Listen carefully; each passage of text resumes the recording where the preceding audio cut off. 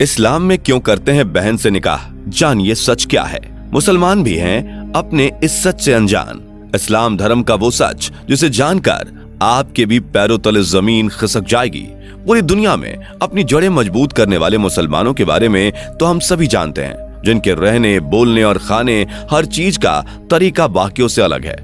पर सवाल ये आता है कि आखिर मुसलमान कौन हैं? इनका असली सच क्या है?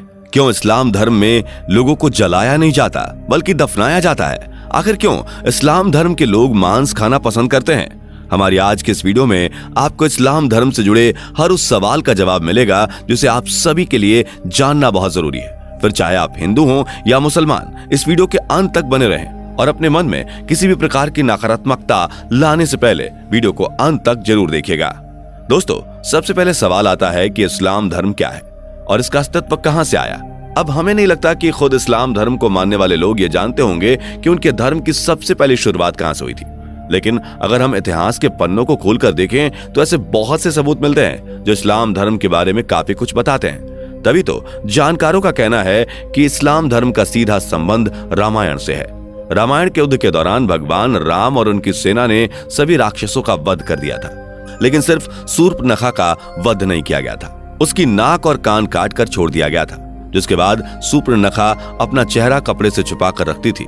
अपने भाई रावण की मृत्यु के बाद शूर्पणखा अपने पति के साथ शुक्राचार्य के पास गई और जंगल में उन्हीं के आश्रम में रहने लगी। रामायण के युद्ध के बाद राक्षसों का वंश खत्म न हो जाए, इसलिए राक्षसों के गुरु शुक्राचार्य ने शिव जी की आराधना करी और शिव जी प्रकट हो गए। भगवान शिव ने अपना स्वरूप शिवलिंग शुक्राचार्य को देकर कहा, जिस दिन कोई हिंदू इस शिवलिंग पर गंगा जल चढ़ा देगा उस दिन राक्षसों का नाश हो जाएगा। तब तक के लिए जो राक्षसों का वंश है वह इसी से चलता रहेगा। भगवान के दिए हुए शिवलिंग को शुक्राचार्य बिल्कुल सुरक्षित जगह पर रखना चाहते थे ताकि कोई भी हिंदू उस तक पहुंच न जाए। इसलिए शुक्राचार्य ने डर की वजह से शिवलिंग को हिंदुओं से दूर रेगिस्तान में स्थापित कर दिया। इसलिए लोगों द्वारा कहा जाता है कि मक्का मदीना में शिवलिंग मौजूद है, जिस पर अगर कोई हिंदू गंगा जल चढ़ा देगा तो पृथ्वी पर मौजूद सभी मुसलमानों का सर्वनाश हो जाएगा।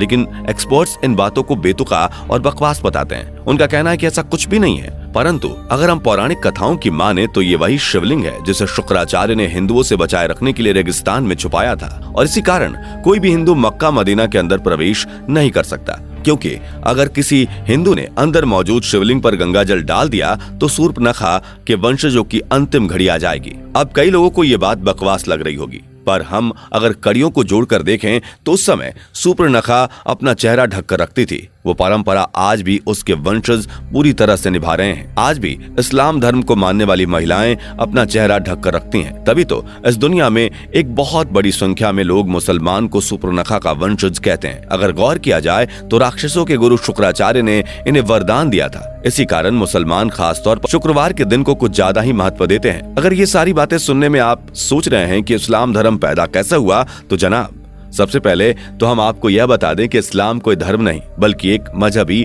दिनचर्या है। यहाँ पर मजहब का मतलब होता है अपने कबीले के गिरोहों को बढ़ाते चले जाना, यानी कि अपने कबीले में रहने वाले लोगों की संख्या को बढ़ाते रहना। और ये चीज इस्लाम धर्म को मानने वाले लोग बखूबी कर रहे हैं। तभी तो चाहे बच्चा पैदा करके या फिर जबरन धर्म परिवर्तन कराकर लगातार मुसलमानों की संख्या बढ़ती जा रही है। अब सवाल आता है कि इस्लाम धर्म के लोगों को जलाने की बजाय दफना क्यों दिया जाता है।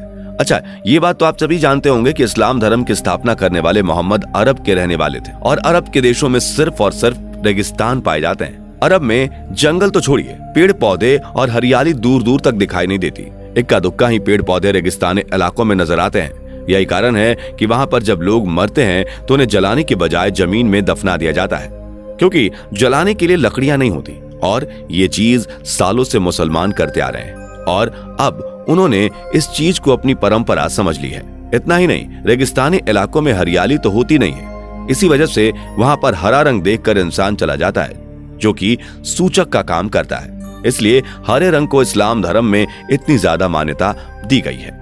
और अब अगर सवाल करें कि मुसलमान सर पर टोपी क्यों पहनते हैं, तो दोस्तों अरब के देशों में पड़ने वाली भयानक गर्मी के बारे में तो आपको पता ही होगा, जिसकी वजह से वहां के लोगों को तेज धूप में रेगिस्तान में सफर करना पड़ता है। यही कारण है कि वहां के लोग अपने सर को ढकने के लिए टोपी पहनते हैं ताकि धूप की गर्मी से वो बीमार ना पड़े। और ये प्रथा आज भी चली आ रही है। तभी तो अरब के देशों में लोग अपने सर पर कपड़ा बांध कर रखते हैं जिससे धूप की गर्मी उन्हें नुकसान ना पहुंचाए। ये तो आप सभी जानते होंगे कि मुसलमानों में खतना किया जाता है, लेकिन इसके पीछे भी एक लॉजिक है।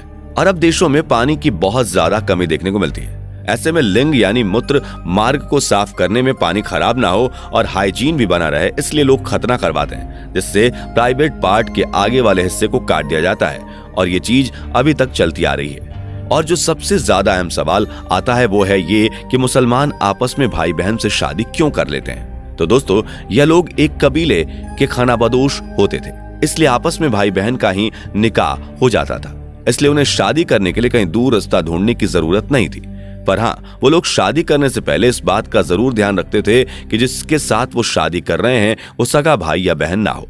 अगर कोई चाचा या मामा वगैरह का लड़का लड़की है तो उसके साथ ये लोग आराम से शादी कर अपना घर बसा सकते हैं। बस शर्त यह है कि जिस शख्स से इस्लाम धर्म में शादी होती है उसका जन्म आपकी माँ की कोख से ना हुआ हो। और दोस्तों, खान पान की बात करी जाए तो आप भी ये अच्छे से जानते हैं कि अरब के देशों में रेगिस्तान के अलावा कुछ भी नहीं देखने को मिलता।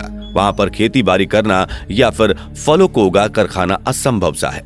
इसी वजह से वहाँ के लोग जानवरों को मारकर अपना भोजन बनाते हैं और वही परंपरा आज तक चलती आ रही है। अब हालात बदल चुके हैं, लोग गेहूं, आटा, चावल भी खरीद सकते हैं, लेकिन फिर भी सालों से अपनी परंपरा को निभाते हुए वो लोग ज्यादातर पुराने समय की तरह ही जानवरों को मारकर खाना पसंद करते हैं। लेकिन वो खाने के लिए जिस जानवर को मारते थे उसे कुर्बानी का नाम दे देते थे, जिसके मुताबिक अगर जानवर की कुर्बानी करी गई है तो उस जानवर को अल्लाह के नाम पर मारा गया है, ताकि जानवर की हत्या का पाप उनके सर पर न आए। धीरे धीरे यह प्रथा बढ़ती चली गई और अब तो इस एक त्योहार के रूप में भी मुसलमान मनाते हैं। मुसलमानों के कबीले की संख्या को अधिक से अधिक बढ़ाया जा सके, इसलिए कबीले में एक आदमी को 4 शादियां करने की इजाजत। अब अगर इन सारी बातों पर गौर किया जाए तो इससे ये चीज साफ हो जाती है कि इस्लाम कोई धर्म नहीं बल्कि एक कबीला है, जिसे सिर्फ जनसंख्या बढ़ाने के लिए बनाया गया है। और इसके जो नियम है वो इनके सिद्धांत नहीं बल्कि इनकी दिनचर्या है। जिस तरह वातावरण इन्हें मिला उसी हिसाब से इन लोगों ने जीना शुरू कर दिया और आज भी वातावरण और आसपास का माहौल बदलने के बावजूद ये लोग उसी तरह से अपनी जिंदगी बिता रहे हैं। दोस्तों, हमने आपको इस्लाम से जुड़ी जितनी भी बातें बताई वो सारी सच्ची हैं। तभी तो आज इस्लाम धर्म को मानने वाले लोगों की जनसंख्या लगातार बढ़ती जा रही है, जिस पर चाह कर भी कोई रोक नहीं लगा सकता। जिस हिसाब से मुसलमानों की संख्या बढ़ती जा रही है उसे देखते हुए यह कहना गलत नहीं होगा कि आने वाले कुछ ही सालों में दुनिया में सबसे ज्यादा मुसलमानों की आबादी देखने को मिलेगी। अब हमारे बहुत से मुसलमान भाई बहनों को ये सारी बातें सुनकर बुरी लग रही हैं। हम उनके धर्म को इस तरह से कह रहे हैं, पर दोस्तों, हमारा इरादा किसी भी धर्म को ठेस पहुंचाना नहीं है, बल्कि हम तो आपके सामने कुछ ऐसे फैक्ट्स रख रहे हैं जो पूरी तरह से लॉजिकल हैं। और अगर आप उस पर गौर करेंगे तो आपको समझ में आ जाएगा कि हम जो कह रहे हैं वो वाकई में सच हो सकता है। और इन सब की सबसे ज्यादा हैरान करने वाली बात तो ये है कि इस्लाम धर्म को मानने वाले लोग खुद भी ये नहीं जानते कि वो इस तरह की सोच क्यों रखते हैं और क्यों इस्लाम धर्म को मानने वाले अधिकतर लोग दूसरे धर्म को कम समझते हैं। हम ऐसा नहीं कह रहे हैं कि मुसलमान लोग ही अपने धर्म को ऊंचा रखते हैं और बाकी लोग अपने धर्म पर ध्यान नहीं देते, बल्कि हिंदू से लेकर सिख और ईसाई तक हर धर्म के लोग अपने धर्म को महत्व देते हैं। किसी भी धर्म में,